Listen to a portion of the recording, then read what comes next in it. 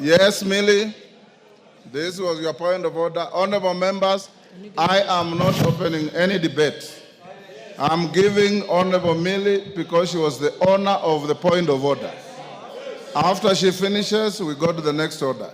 Rosarit Martin. Thank you, Mr. Speaker. Mr. Speaker, actually in compliance with Standing Order number 87-2, Mr. Speaker, in compliance with Standing Order number 87-2,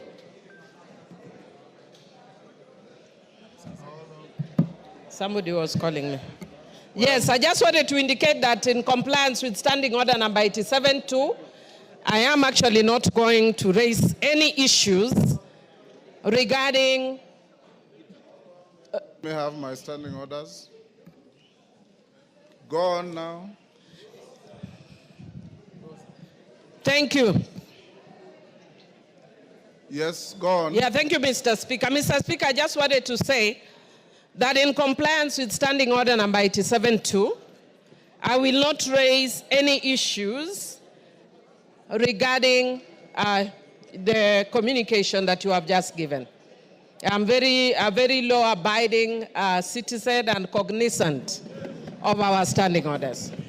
And further, Mr. Speaker, I also just wish to indicate that as Azimio, and much more so, those of us who are very keen on ensuring that Baba clinches the AU position, we want to be sure that we follow the rule of law and that we support a broad government which is not based.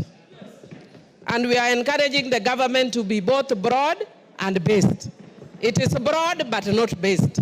For those who have not learned literature, understand what I'm saying. This government is broad, but it is not based. So don't call us to be in a broad-based government. It has to be broad-based government. And Mr. Speaker, I also just want to say that as Azimio, we follow. No, I'm not going to congratulate you. Mr. Speaker, this one is talking to harass me, but I ignore him. Ignore him, you are senior. He should listen to me. I'm ignoring him. Osoro. As Azimio. Honorable Osoro. But Mr. Speaker. Millie Odhiambo is your learned senior. Yes. Listen to her. But Mr. Speaker, don't even worry, I can handle him. I'm capable in all manner to handle him. Mr. Speaker, as adherents, as Azimio, we are adherents to the rule of law.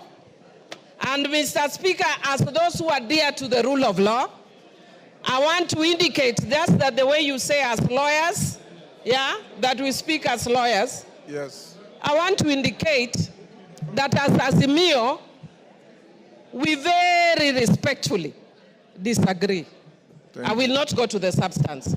But we very respectfully disagree with your communication.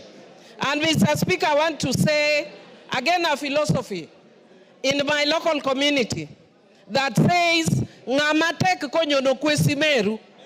When a strong man steps on your mother's pipe, you tell your mother to remove her pipe.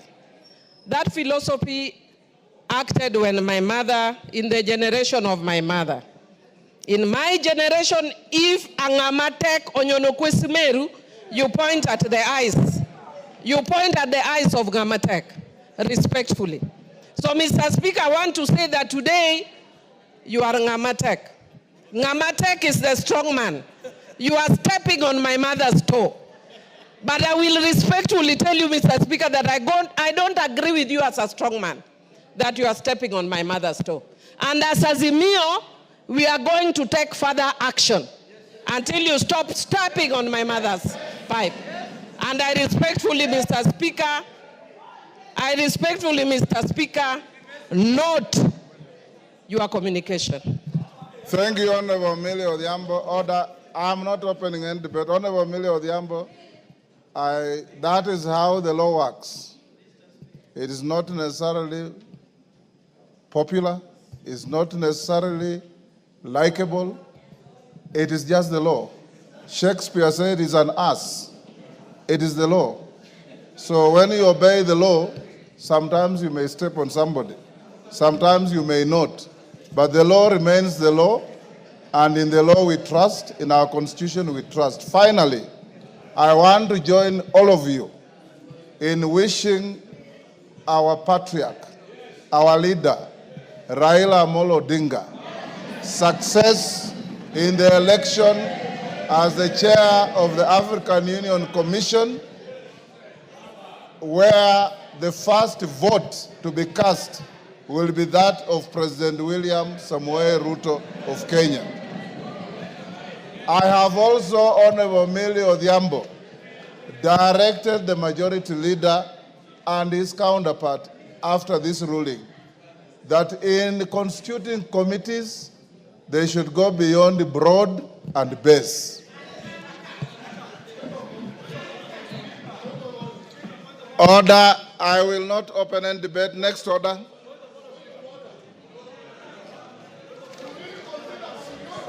Order, Wanjala.